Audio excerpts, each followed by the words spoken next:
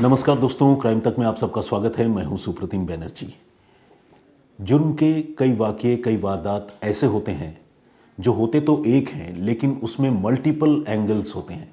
यानी अगर कोई गुनाह हुआ, कोई कत्ल हुआ, तो उसके पीछे अगर मान लीजिए 2 या 3 लोग शामिल हैं, तो दोनों तीनों लोगों के अपने अलग अलग मकसद होते हैं उस कत्ल को करने में।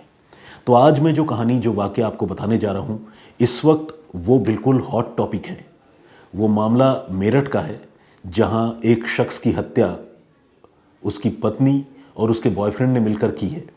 देखा जाए तो इस कहानी में ये लगता है कि शायद लव ट्रायंगल में ये मर्डर हुआ, लेकिन इस कहानी के पीछे एक और एलिमेंट है। वो एलिमेंट है शैतान के हाथों कत्ल। अब आप कहेंगे कि विज्ञान के इस ज़माने में शैतान के हाथों कत्ल का क्या मतलब है? तो यकीनन अगर लॉजिकली या साइंटिफिकली देखें तो इस बात का कोई मतलब नहीं है। लेकिन ये जो मर्डर हुआ, इस मर्डर में एक किरदार, एक कैरेक्टर ऐसा है जिसको ये लगता था कि वो शैतान को खुश करने के लिए अगर किसी इंसान का कत्ल करेगा तो उसके लिए बाकी की ज़िंदगी आसान होगी। और इसी वजह से उसने न सिर्फ कत्ल किया, कत्ल कराया, और कत्ल कराने के बाद उसने मरने वाले शख्स का सिर काट कर जो है वो अपने साथ ले गया। बहुत ही अजीब, बहुत ही रोंगटे खड़े करने वाली यह कहानी है। आइए सिलसिलेवार तरीके से आपको पूरी कहानी बताता हूँ। और सबसे पहले ये कहते हुए आप लोगों से माफ़ी भी मांगना चाहूँगा कि मेरा गला थोड़ा ख़राब है, तो शायद आवाज़ आप लोगों को कम आए। थोड़ा मोबाइल का वॉल्यूम जो है उसे तेज़ कर लीजिएगा। तो आइए शुरुआत करते हैं। 18 मार्च को मेरठ के ब्रह्मपुरी पुलिस स्टेशन में 2 लोग अपनी बेटी को लेकर पहुंचते हैं। ये दोनों लोग जो है रस्तोगी दंपत्ति हैं, यानी पति पत्नी हैं, और इनकी बेटी का नाम है मुस्कान रस्तोगी। ये पुलिस के पास जाकर बताते हैं कि हमारी बेटी ने हमारे दामाद का कत्ल कर दिया है। बेटी हमारे साथ है, आप इसे पकड़ लीजिए और इससे पूछताछ करके पूरी कहानी जानिए। पुलिस सख्ते में आ गई। आमतौर पर कत्ल करने के बाद कातिल भागता है, किसी की पकड़ में नहीं आता, लेकिन यहाँ तो बेटी माँ बाप के साथ पुलिस स्टेशन आई थी। ऐसा कैसे हुआ, क्यों हुआ? तो पुलिस ने ये जो मुस्कान नाम की लड़की है उससे शुरुआती पूछताछ की और उसकी निशानदेही पर उस मकान में पहुंची जिस मकान में उसके पति का कत्ल किया गया था, यानी मुस्कान ने अपने पति की जान ली थी। मुस्कान अपने माता पिता से अलग एक किराए के मकान में रहती थी, और मुस्कान का पति, जिसका नाम सौरभ था, सौरभ जो है वो मर्चेंट नेवी में काम करता था और इन दिनों लंदन में रहता था। हाल ही में वो भारत वापस लौटा था और भारत वापस लौटने के बाद उसका कत्ल कर दिया गया। अब पुलिस जब मुस्कान के कमरे में पहुंची, मुस्कान के मकान में पहुंची, तो पुलिस को कमरे के अंदर दाखिल होते ही फाउल स्मेल यानी बदबू जो है वो आई। पुलिस ने, चूँकि जिस पर कत्ल का इल्ज़ाम था वो लड़की खुद वहाँ पर मौजूद थी, तो पुलिस ने पूछा कि लाश कहाँ है, कैसे कत्ल किया? तो मुस्कान ने इशारे से एक ब्लू कलर के ड्रम को पुलिस वालों को दिखाया। ड्रम जो है उस घर के अंदर रखा हुआ था। प्लास्टिक का ड्रम आप लोगों ने देखा होगा जिसमें केमिकल या पेंट जैसी चीज़ें होती हैं। तो ऐसे ही एक ड्रम की तरफ मुस्कान ने इशारा किया। पुलिस ने जब उस ड्रम का मुआयना किया तो पुलिस ने देखा कि वाकई उस ड्रम से काफ़ी तेज़ बदबू आ रही है, लेकिन ड्रम में लाश नज़र नहीं आ रही थी, क्योंकि ड्रम का पूरा ऊपर का हिस्सा जो है वो सीमेंट से पैक किया हुआ था, यानी चिनवा दिया गया था। पुलिस ने उस ड्रम को खोलकर, उसे तोड़कर मुस्कान के पति सौरभ की बॉडी को उससे रिकवर करने, निकालने की कोशिश की। लेकिन आप समझ सकते हैं कि जिस लाश को सीमेंट के अंदर चिन दिया जाए, यानी बिल्कुल सील पैक कर दिया जाए, क्या उस लाश को यूं ही हाथों से खींचकर, खोलकर ड्रम के अंदर से बाहर निकाला जा सकता है? तो बिल्कुल नामुमकिन सी बात थी। ऐसे में पुलिस ने उस ड्रम को अपने कब्जे में लिया और उसे सरकारी अस्पताल के पोस्टमार्टम हाउस लेकर गई। वहाँ एक कमरे में उस ड्रम को रखा गया। इलेक्ट्रिक कटर मशीन मंगवाई गई, उससे ड्रम को काटा गया, और ड्रम को काटने के बाद उसके अंदर जो सीमेंट का पूरा चंक था, उस चंक को तोड़ा गया। और जैसे जैसे वो चंक तोड़ा गया, उस चंक से ह्यूमन बॉडी के टुकड़े किस्तों में बाहर आने लगे। एक धड़, सिर, हाथों की कटी हुई हथेलियाँ, और जो बॉडी के पार्ट्स इतने दिनों तक उस ड्रम में रहकर ख़राब हो गए थे वो। तो इस तरह अलग अलग टुकड़ों में वो लाश जो है वो बाहर निकली और पुलिस ने उस लाश को अपने कब्जे में लिया और चूंकि ये सब कुछ सरकारी हॉस्पिटल में ही हो रहा था तो वहीं पोस्टमार्टम के लिए उसे भिजवा दिया। इस तरह से ये बात क्लियर हो गई कि मुस्कान रस्तोगी नाम की इस लड़की ने अपने पति सौरभ का कत्ल कर दिया था और कत्ल करने के बाद उसकी लाश को सीमेंट से भरे इस ड्रम में डालकर उसे सील पैक कर दिया था, या आप ये कहिए कि ड्रम में डालकर ऊपर से सीमेंट डालकर उसे पैक कर दिया था, चिनवा दिया था। पुलिस ने मुस्कान से पूछना शुरू किया कि यह मामला क्या है, ऐसा तुमने क्यों किया। तो इस कहानी की शुरुआत हुई साल 2016 से। साल 2016 के कुछ समय पहले मुस्कान की सौरभ से मुलाकात हुई थी।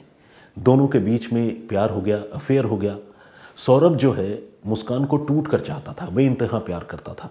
तो सौरभ मुस्कान से शादी करना चाहता था, मुस्कान भी सौरभ से शादी करना चाहती थी। दोनों अपने अपने घर वालों के खिलाफ जाकर दोनों ने शादी कर ली। उन दिनों सौरभ जो है वो मर्चेंट नेवी में काम करता था। बाद में उसकी ज़िंदगी में जॉब को लेकर थोड़ी उथल पुथल भी हुई। वो बीच में लंदन गया, वहाँ एक बेकरी में भी कुछ दिनों तक काम करता रहा और इस वक्त वो फिर से मर्चेंट नेवी में था। और लेकिन हाल ही में वो भारत वापस आया था। भारत वापस आने के पीछे दो वजहें थी। एक तो ये कि सौरभ का जो पासपोर्ट है वो एक्सपायर हो रहा था, उसकी समयावधि खत्म हो रही थी। और दूसरा ये कि 25 फरवरी को मुस्कान का बर्थडे था। तो सौरभ ने ये सोचा था कि अगर मैं उससे पहले पहुंच जाऊंगा तो मुस्कान का बर्थडे जो है वो अच्छे से मनाऊंगा। यानी वो अपनी बीवी को कितना प्यार करता था ये आप समझ सकते हैं। लेकिन यहाँ मुस्कान उसकी गैरहाजिरी में अपने स्कूल के दिनों के एक लड़के जिसका नाम है साहिल, उससे मिलने जुलने लगी। और साहिल से न सिर्फ मिलने जुलने लगी, साहिल के बहुत करीब आ गई। साहिल बेरोज़गार था, नशे का आदी था। तो साहिल की जो जो बुराइयां थी, नशाखोरी और देर रात तक जगना, इधर उधर घूमना, मतलब उस श्रृंखल जीवन जीने की साहिल की जो आदत थी वो सारी आदतें धीरे धीरे मुस्कान में भी ट्रांसफ़र हो गई। संगत का असर इसे ही कहते हैं। तो साहिल और मुस्कान अब एक दूसरे के काफ़ी करीब आ गए और साहिल जो नशा करता अब मुस्कान भी वही नशा करती। तो धीरे धीरे जब दोनों एक दूसरे के बहुत करीब आ गए तो साहिल ने मन ही मन ये सोचा कि उसे मुस्कान से शादी करनी है। मुस्कान अलबत्ता साहिल से शादी नहीं करना चाहती थी, लेकिन साहिल के साथ इस रिलेशनशिप को कंटिन्यू करना चाहती थी। ऐसे में जो सौरभ था मुस्कान का पति, वो इन दोनों को खटकने लगे और दोनों अपने अपने तरीके से सौरभ को रास्ते से हटाने के बारे में सोचने लगे। साहिल थोड़ा सा सुपरस्टिशियस था, यानी अंधविश्वासी किस्म का लड़का था। उसके घर में जब पुलिस गई तो उसके घर में कई सारे ऐसे सिंबॉलिक चीज़ें, पोस्टर्स मिले जो डेविल वॉरशिप की तरफ इशारा करते हैं, यानी शैतान की पूजा या शैतान की आराधना करने की तरफ इशारा करते हैं। यानी साहिल का दिमाग एक तरह से जो है वो गलत रास्ते पर चल रहा था। अब साहिल, इसे शैतान का प्रकोप कहें, उसके दिमाग का हेलुसिनेशन कहें, मानसिक बीमारी कहें, जो भी कहें, साहिल जो है बार बार मुस्कान से ये कहता था कि तुम ही अपने पति सौरभ का वध करोगी। और एक तरह से डायरेक्टली इनडायरेक्टली उसके दिमाग में ये घुसा दिया साहिल ने कि मुस्कान के हाथों सौरभ का कत्ल होना है। अब सौरभ जब वहाँ से आया लंदन से तो उसे इस बात का दूर दूर तक कोई अंदाज़ा नहीं था कि उसकी बीवी जो है साहिल के साथ इतना ज़्यादा इन्वॉल्व है। हालांकि उसे भनक तो थी कि एक लड़के से उसकी दोस्ती है, लेकिन उसे नहीं पता था कि ये दोस्ती इस हद तक है कि दोनों न सिर्फ पूरी तरह से इन्वॉल्व है बल्कि दोनों मिलकर सौरभ की हत्या भी करना चाहते हैं। ये सौरभ को इस बात का कोई भान नहीं था। और 25 तारीख को जब मुस्कान का बर्थडे था, उस दिन जब ये सौरभ घर में था तो इन्होंने सोचा था कि सौरभ को जमकर शराब पिलाएंगे और जब वो नशे में धुत हो जाएगा 25 फरवरी को, तब उसकी हत्या करेंगे। लेकिन उस दिन सौरभ ने इत्तेफाक से शराब नहीं पी और जब शराब नहीं पी तो कत्ल की मुस्कान की और साहिल की जो प्लानिंग थी वो प्लानिंग फेल हो गई। अब ये इंतज़ार करने लगे। इंतज़ार करते करते 3 और 4 मार्च की रात आई, यानी इसी आधी रात को 3 और 4 मार्च की दरमियानी रात को इन्होंने साहिल का कत्ल किया। मुस्कान ने साजिशन साहिल के खाने में नशीली दवाएं मिला दी और साहिल जो है वो बिल्कुल नीम बेहोशी की हालत में चला गया। वो सोया था लेकिन बेहोशी की हालत में सोया था। मुस्कान और साहिल ने पहले से तैयारी कर रखी थी। मुस्कान ने अपने हाथों में एक बड़ा सा चाकू लिया और साहिल ने उसे इंस्टिगेट किया कि इस चाकू से मारो अपने पति को, सौरभ को, और मुस्कान ने वैसा ही किया। एक के बाद एक कई चाकू उसके सीने में मारे गए सौरभ के, और सौरभ की जान चली गई। वो छटपटाता रहा, नींद में था, बेहोशी की हालत में था, और उसे ताबड़तोड़ चाकू मारे गए और उसकी हत्या कर दी गई। 3 और 4 तारीख को ही रात को यह हत्या हुई। इसके बाद लाश वहीं रही, ये लोग भी वहीं रहे, लेकिन अगले दिन फिर ये उस डेड बॉडी को डिस्पोज ऑफ करना चाहते थे। डिस्पोज ऑफ करने से पहले साहिल ने सौरभ की दोनों हथेलियाँ, उसकी डेड बॉडी की दोनों हथेलियाँ और सिर काट कर अलग कर दिया। एक ड्रम वो लोग खरीद कर लाए, सीमेंट खरीद कर लाए, और उसमें बॉडी को डालकर सीमेंट को अच्छी तरह से चिनवा दिया। इसके बाद जो सिर और हथेलियाँ काटी गई थी वो साहिल कुछ देर के लिए अपने कमरे पर लेकर गया, जहाँ वो अकेले किराए पर रहता था। यानी साहिल भी अलग किराए पर रहता था और ये मुस्कान भी अलग किराए पर रहती थी। और साहिल अपने उस कमरे में लेकर गया जहाँ हर तरफ दीवारों में, ऐसे तो कहीं भगवान की तस्वीरें भी लगी हुई थी, लेकिन शैतान की तस्वीरें, अलग अलग किस्म के चिन्ह, ये सारी चीज़ें उस दीवार में लगी हुई थी। वहाँ पर वो इस खोपड़ी को, सिर को, कटे हुए सिर को और हथेलियों को लेकर गया।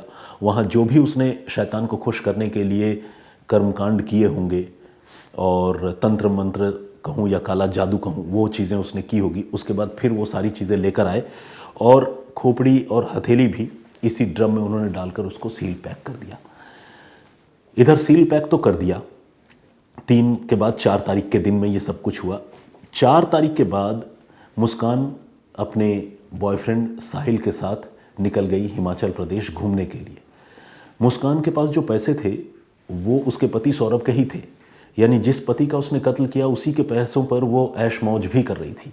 बहरहाल मुस्कान और साहिल जो है वो घूमने के लिए चले गए, और ये लोग घूमते रहे हिमाचल प्रदेश में। जब इनके पैसे खत्म हुए तो इनको लगा कि सौरभ के बैंक खाते से कुछ रुपए निकाले जा सकते हैं। सौरभ के बैंक खाते में 6 लाख रुपए थे। तो इस लड़की ने, मुस्कान ने, अपने पेरेंट्स को फ़ोन किया, यानी रस्तोगी दंपत्ति को, अपने माता पिता को फ़ोन किया और कहा कि सौरभ के खाते से कुछ रुपए चाहिए।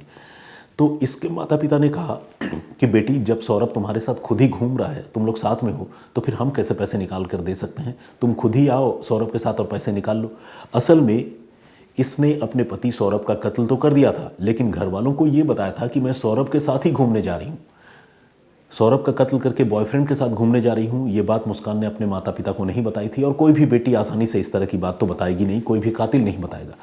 तो मुस्कान ने भी अपने माता पिता को ये बात नहीं बताई थी। माता पिता ने कहा कि सौरभ तुम्हारे साथ है तो सौरभ के पैसे निकालने के लिए तुम हमें क्यों बोल रही हो, तुम और सौरभ मिलकर निकाल लो। तो वो थोड़ी पजल्ड हो गई, उसे समझ में नहीं आया इस बात का क्या जवाब दें। उसने फिर फ़ोन पर अपने माता पिता से ये कहा कि सौरभ जो है इस दुनिया में नहीं है, उसकी हत्या हो चुकी है, वो उसको मार दिया गया है।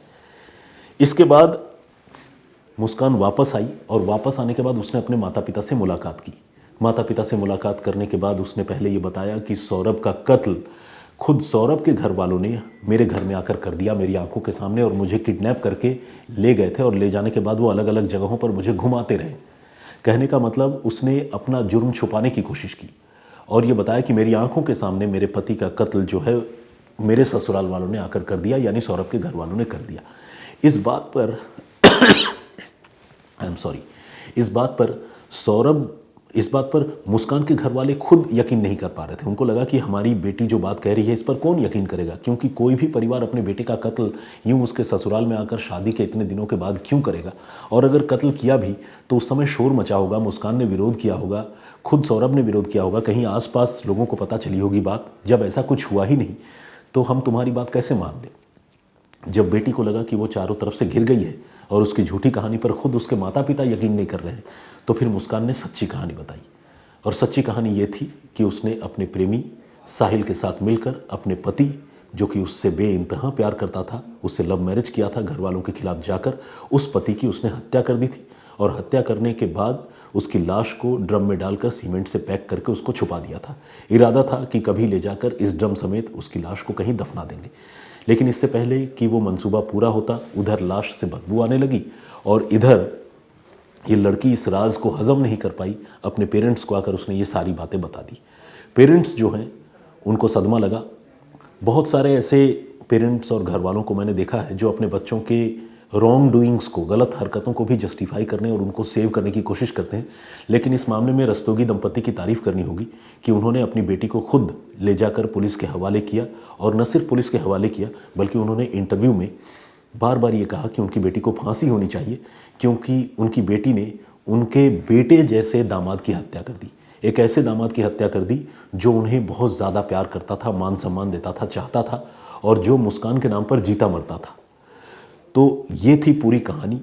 पुलिस ने फ़िलहाल मुस्कान को भी अरेस्ट कर लिया है, उसके बॉयफ्रेंड को भी अरेस्ट कर लिया है। मुस्कान और सौरभ की एक छोटी सी बेटी भी है, 5-6 साल की। विडंबना देखिए, 5-6 साल की छोटी सी बेटी के होते हुए किसी और से अफेयर, और उस प्रेमी के साथ मिलकर अपने पति का कत्ल। तो बहुत ही दर्दनाक कहानी। मुस्कान का मकसद ये था कि वो सौरभ से पीछा छुड़ाए और साहिल के साथ बाकी की ज़िंदगी गुजारे, लेकिन नोट कीजिएगा वो साहिल से शादी नहीं करना चाहती थी, और साहिल का मकसद ये था कि वो मुस्कान से शादी करे।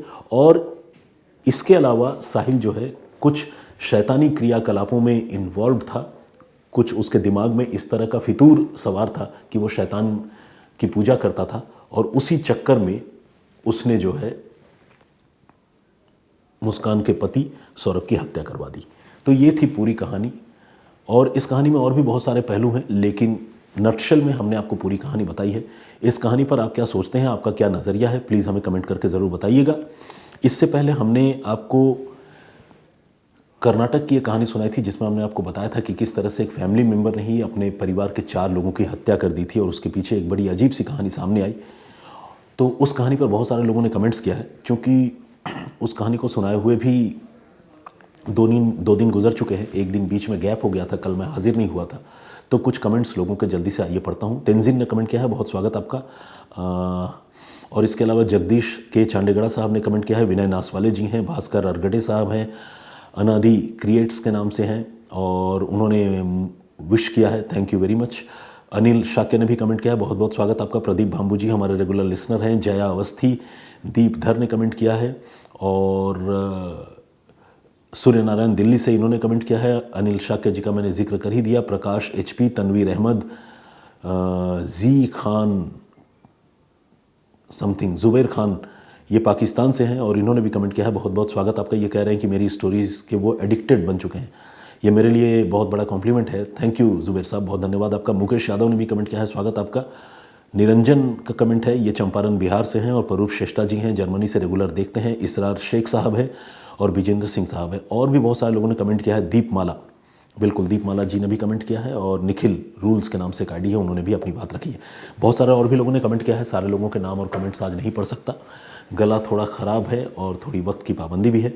आज जो स्टोरी मैंने आप लोगों को सुनाई है, ये बिल्कुल करंट स्टोरी है, करंट अफेयर वाली स्टोरी है। देखा जाए तो अभी इस मामले का खुलासा हुआ है। इस पूरे घटनाक्रम पर आप क्या सोचते हैं, आपका नज़रिया क्या है, प्लीज़ हमें कमेंट करके ज़रूर बताइएगा। मुझे आपकी कहानी और आपके जवाबों का मतलब मुझे आपके कमेंट्स और आपके जवाबों का इंतज़ार रहेगा। फ़िलहाल मुझे इजाज़त दीजिए, अपना बहुत ख्याल रखिए। जय हिंद, जय भारत।